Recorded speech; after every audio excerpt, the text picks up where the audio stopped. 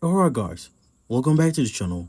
In today's guide, I'll show you how to create an Apple Pay account using the latest 2025 method, step by step.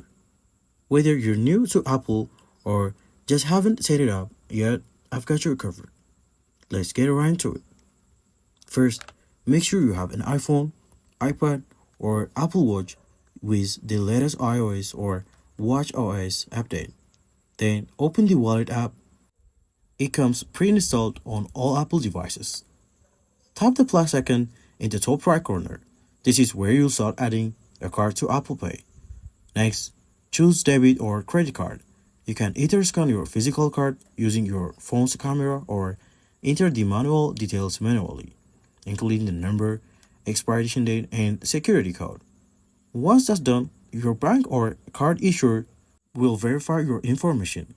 This may take a few seconds, or they might send you a text or email to confirm. After verification, your card will be added to your Apple Wallet and ready to use within Apple Pay, both in the stores and online. You can also set it as your default primary method for quick checkouts. And there you go. Your Apple Pay account is now active and linked with your card.